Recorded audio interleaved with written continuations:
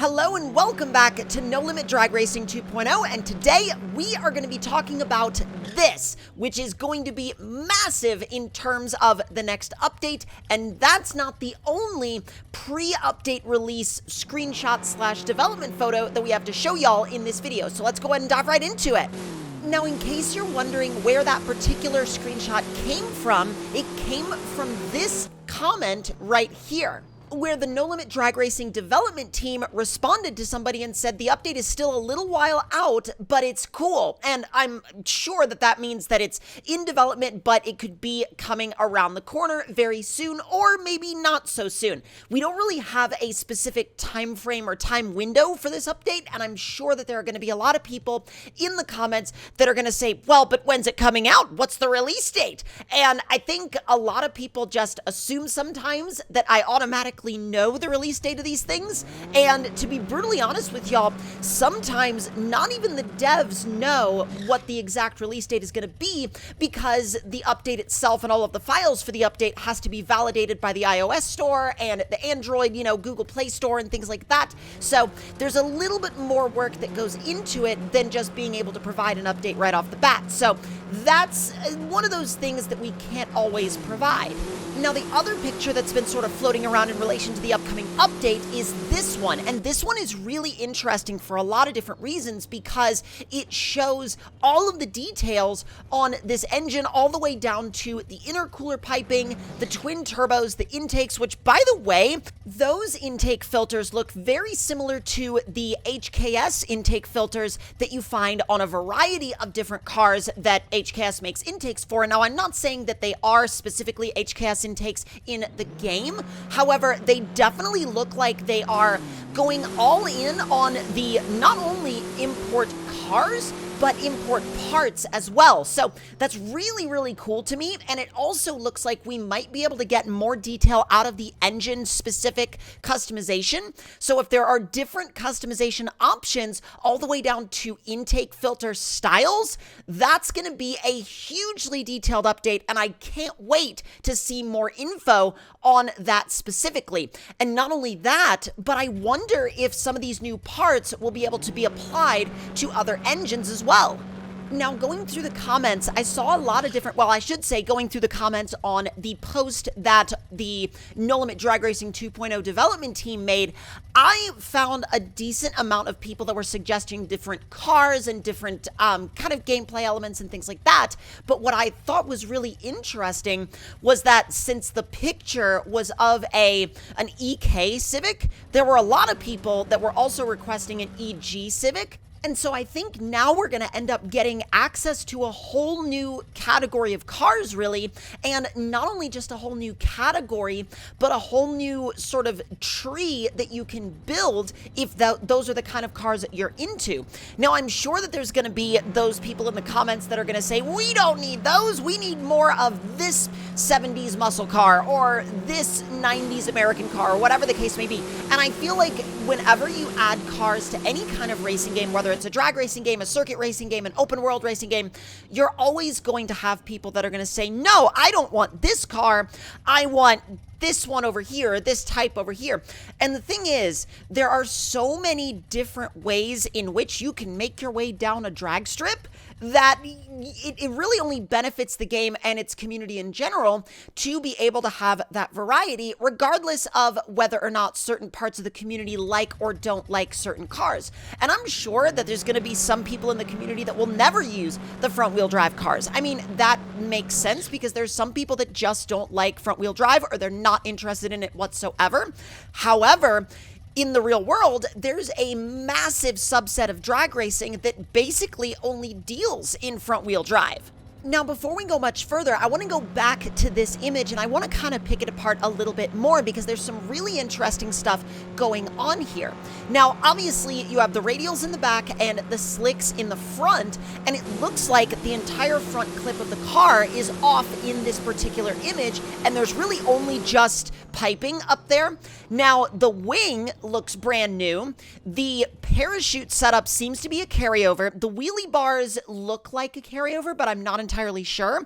You seem to also have a diffuser there at the back, and it looks like the wheels that are on this car are wheels that have been in the game prior, or rather prior to the update.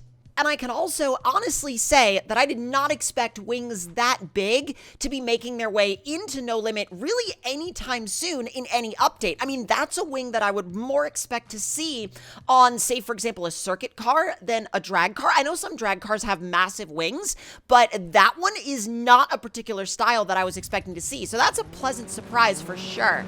Now, one thing that I'm really excited for in terms of this update in particular is the fact that there will be a whole new learning curve to discovering how these new front-wheel drive cars work within the game and work within the physics system. And it's going to be an entirely new progression for people that have been playing the game for a really long time and have their tuning style and their particular specialty pretty much dialed in.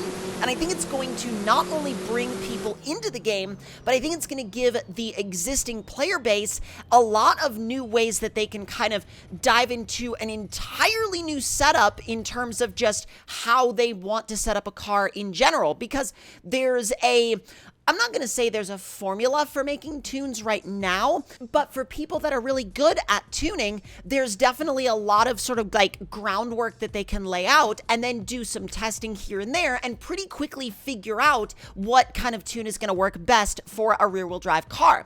Now, I think when you completely, upend the tuning style and you go to a front-wheel drive setup, you really are going to have to learn a whole new style of tuning, and I think it's going to add so much more of it's going to deepen the dynamic of tuning in this game so much. And I'm sure that there's going to be people that are going to figure it out really quickly. And I'm sure that elements of real world front wheel drive drag car tuning will probably also apply here.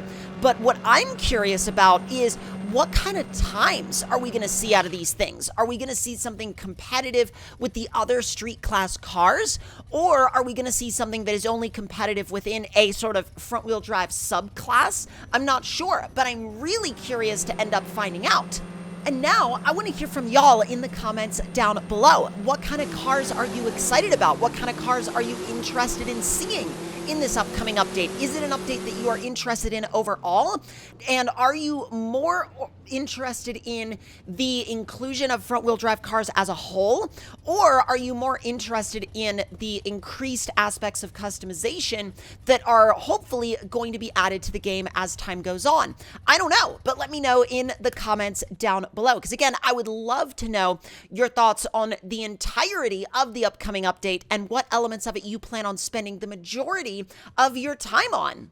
Because let's not forget that there are so many different parts of the game that these new updates, or rather new customization elements, could be applied to, like not just cars that you build for drag racing lobbies specifically, but cars that you build for drift lobbies or free roam lobbies, or just, maybe car show builds that you use to just go and hang out with your friends online, because that's also a major part of the online component of this game. Sure, most people are going to spend the majority of their time just drag racing, but there is a large part of this community that not only uses it for drag racing, but uses it as a rather open game to begin with. So I think that there's going to be a large part of the community that's going to take to this update really, really, really well.